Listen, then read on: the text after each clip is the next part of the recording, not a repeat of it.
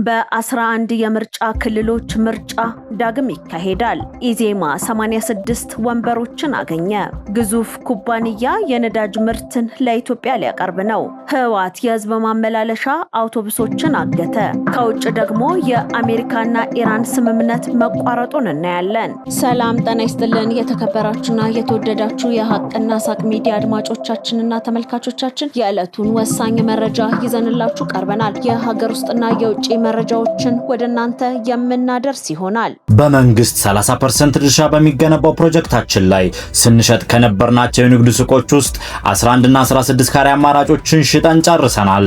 አሁንም ለእናንተ ለደንበኞቻችን በ22 እና 32 ካሬ አማራጮች በአንድ ዓመት ጊዜ ልናስረክበውት በታላቋ የንግድ ማዕከል መርካቶ ተክለ ሃይማኖት ላይ ዘመናዊ G+4 የንግድ ማዕከል ይዘንልዎት መተናል። ከ1.3 ሚሊዮን ብር ቅድመ ክፍያ ጀምሮ ወይም ደግሞ ከ4.4 ሚሊዮን ብር ሙሉ ክፍያ ጀምሮ እየሸጥን እንገኛለን። ሱቆቻችን በኔት ኤሪያ ብቻ ማለትም ለደረጃ፣ ለሊፍት እንዲሁም ለኮሪደር ተጨማሪ ክፍያ አንጠይቆትም። በቂ የፓርኪንግ አገልግሎት፣ የሰውና የዕቃ ሊፍት፣ 24 ሰዓት የተሟላ የጥበቃ አገልግሎት፣ ይህ ሁሉ በመርካቶ ተክለ ሃይማኖት ከተጨማሪ 15% ልዩ ቅናሽ ጋር ከታች ባለው ድርጅቱ ስልክ በመደወል ካሉን ውስን ሱቆች የድርሻውን ይውሰዱ። ሜሪት ፕሮፐርቲስ። አዲስ አበባ እገታ የፈጸሙት 3 ፓኪስታናውያን በቁጥጥር ስር ዋሉ። የፓኪስታን ዜግነት ያላቸው ዝሻን ካሊድ፣ ፍርዝ መሐመድና መሐመድ ጀናይድ የተባሉ ተጠርጣሪዎች የወንጀል ድርጊቱን የፈጸሙት ሰኔ 4 ቀን እና ሰኔ 11 ቀን 2018 ዓ.ም በለሚ ኩራ ክፍለ ከተማ ወረዳ 9 ጎሮ አትሌቶች መንደር ነው። ተጠርጣሪዎቹ በተከራዩት የመኖሪያ ቤት ውስጥ የህንድና የባንግላዴሽ ዜግነት ያላቸውን ግለሰቦች በመያዣነት በመጠቀም የግል ተበዳዮችን በገመድ በማሰርና በፕላስተር በማፈን ከ15 እስከ 30 ሚሊዮን ብር በመጠየቅ ጥቃትን አድርሰውባቸዋል። ተጠርጣሪዎቹ በዚህ ብቻ ሳያበቁ ሰኔ 11 ቀን 2018 ዓ.ም ወደ ኢትዮጵያ ለጉብኝት የገቡ 4 የህንድ ዜጎችን በማሰርና በመደብደብ ከ15 እስከ 25000 የህንድ ሩቢ አስልኩ በማለት ድብደባ ሲፈጽሙባቸው እንደነበር የግል ተበዳዮች ለፖሊስ ቃላቸውን ሰጥተዋል። የወንጀሉ መፈጸም መረጃ የደረሰው የለሚ ኩራ ክፍለ ከተማ ፖሊስ ዋና መምሪያ ተገቢውን የፍርድ ቤት ማዘዣና የመበርበሪያ ትዕዛዝን በማውጣት ተጠርጣሪዎቹ ለወንጀል ድርጊት ሲጠቀሙበት ከነበረው ቢላዋ፣ ገመድና ፕላስተር እንዲሁም ከተለያዩ የውጭ ሀገር ገንዘቦች ጋር በቁጥጥር ስር ውለዋል። መረጃው የአዲስ አበባ ፖሊስ ዋና ጠቅላይ መምሪያ ነው። ብልጽግና ፓርቲ በቀጣይ በሚኖረው የስልጣን ዘመን ብልሹ አሰራርን በቆራጥነት እንደሚከላከል አስታወቀ። በሰባተኛው ሀገራዊ ምርጫ ከፍተኛ ድምጽ ማግኘቱን ያረጋገጠው ገዢው ብልጽግና ፓርቲ በቀጣይ የስልጣን ዘመኑ ሌብነትንና ብልሹ አሰራርን በቆራጥነት ለመከላከል እንደሚሰራ ቃል ገብቷል።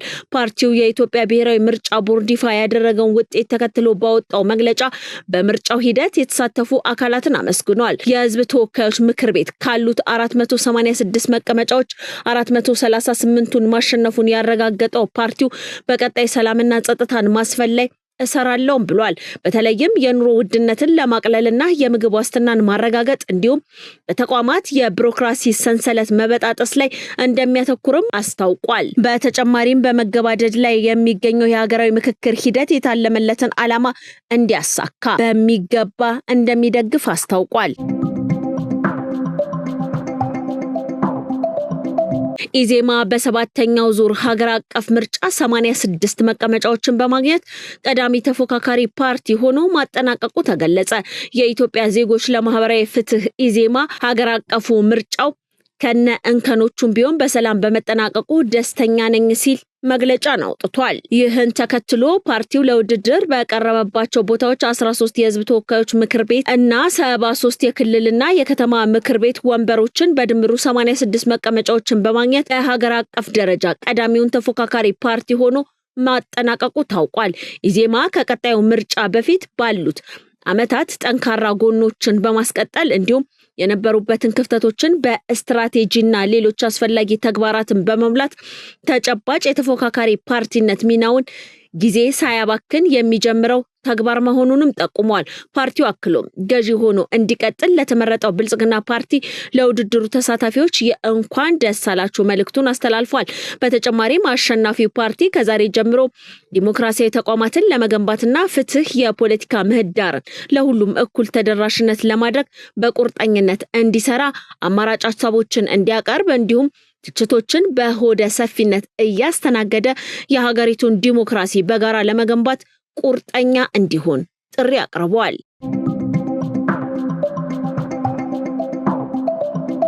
በ11 የምርጫ ክልሎች የድጋሚ ምርጫ እንዲደረግ የምርጫ ቦርድ ወሰነ።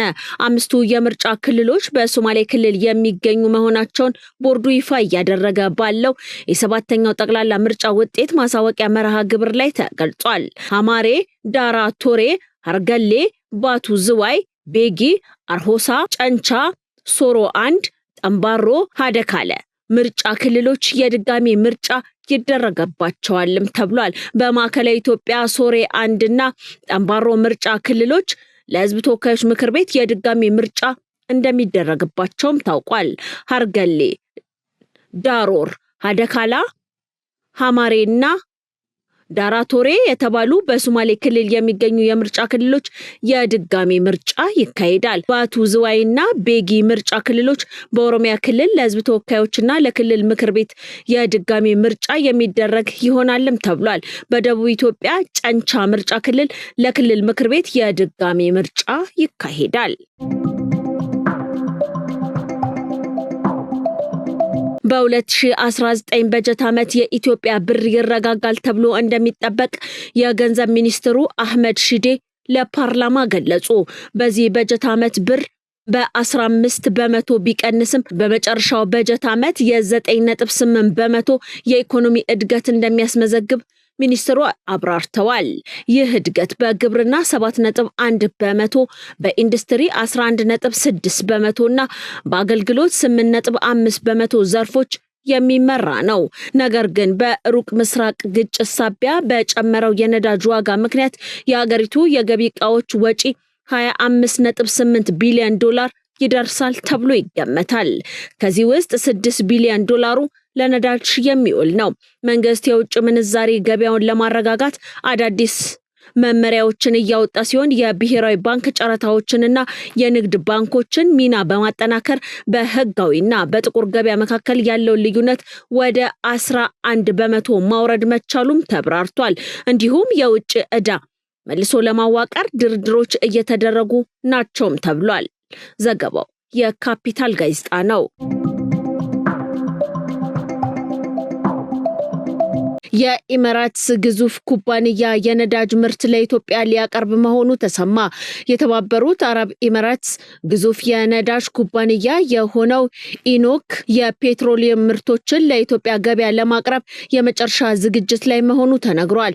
የኢኖክ ዋና ስራ አስፈጻሚ ሁሴን ሱልጣን በጅቡቲ ባደረጉት ጉብኝት ምርቱ በቀጥታ ለኢትዮጵያ ለማድረስ ታስቦ እየተገነባ ያለው የዶላሬ ነዳጅ ተርሚናል የስራ አፈጻጸምን ተመልክተዋል። ግንባታው ወደ መጠናቀቁ የተቃረበው ይህ ግዙፍ ተርሚናል የነዳጅ ማከማቻ ዲፖ ከባቡር ሀዲድ መስመር ጋር የሚገናኝ በመሆኑ የትራንስፖርትና የአቅርቦት ሂደቱ እጅግ ቀልጣፋ ያደርገዋል ተብሎም ይጠበቃል። ይህ ፕሮጀክት የኢኖክ ኩባንያ ዋነኛ ስትራቴጂያዊ እቅድ አካል መሆኑን የገለጹት ዋና ስራ አስፈጻሚው የነዳጅ አቅርቦቱ መጀመር የጅቡቲና የኢትዮጵያን የጋራ ኢኮኖሚ በከፍተኛ ደረጃ እንደሚያነቃቃውም አረጋግጠዋል። የጅቡቲ የተፈጥሮ ሀብትና ኢነርጂ ሚኒስቴር ይፋ እንዳደረገው ከሆነ አዲሱ መሰረተ ልማት ወደ ኢትዮጵያ የሚገባው ነዳጅ በብዛትና በአስተማማኝ ሁኔታ ለማሰራጨት ትልቅ በርን ይከፍታል።